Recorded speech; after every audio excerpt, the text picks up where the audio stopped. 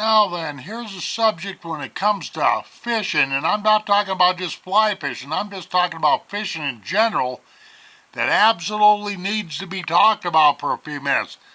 Now, I just grabbed this great big old hairy bitch crick nymph. This is an imitation for a stonefly, is a demo, if you will. And what I mean by hook maintenance, ladies and gentlemen, years ago up here in Montana, I had no Indian. See the bend of that hook right there? I had no Indian tell me, white man's fishing hooks ain't no good. Now, don't blame me. I'm not being racial here. And I was just a kid, and I asked him, I said, what do you mean by that? And he says, the bend of the hook is wrong. Now, I'm just as guilty as sin on this fly right here. You see the bend of this hook, ladies and gentlemen? You see how it's kind of curving up, if you will, towards the body? That's wrong.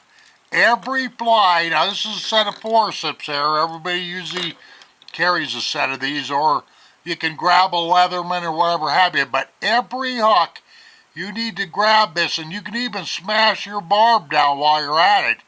But you need to grab your hook, if you will, and give her a little bend. Bend it out just a little bit. Of course, I would have to pick a real... But you see what I'm doing there? I'm bending that out. In other words, I'm taking the point of that hook and bending it out so you got more hooking service. Plain and doggone simple. See this? Probably end up breaking. You gotta be real careful on some of these. But there, I opened up that gap just a little bit. In other words, you get, more hooking surface here. A lot of these points on these hooks, and especially when you're a fly tyer, after you've yanked on them and twisted on them and pulled on them and everything, a lot of fly tyers don't notice it, but the tip of that hook gets bent back towards the shank, and that's not any good, okay? And the second thing is, especially for fly fishermen, this applies to bait fishermen, anything, you need to get you a hook hone.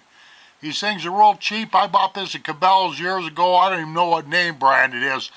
It's real rough on one side and real smooth on the other. But you just simply, where this groove is like this, stroke this a few times, if you will, this fly tip, and I kind of roll it around. So I'm doing the sides, the outside of the point, and all that. And it usually don't take much more than about 20 strokes. These little moves like this only take just a few minutes on what I call hook maintenance or whatever have you, but it can be the difference between you hanging on to a real nice trophy fish and the fish not buying enough iron. In other words, you don't get a solid hookup. So now let me see that. Now that's very, very sharp, see? That's the point. So, just remember, before you cast your favorite fly, lure, bait hook out there, or whatever have you, take a Leatherman or a pair of pliers or something and gently bend open that gap, if you will, on that hook, and then sharpen it. Sharpen the point of that hook. You want to sharpen it to the point where it really bites you. I always test them on my thumb like this. You do that, ladies and gentlemen, and your chances of hooking up with fish, especially fly rod, goes way up. Thank you very much for the review.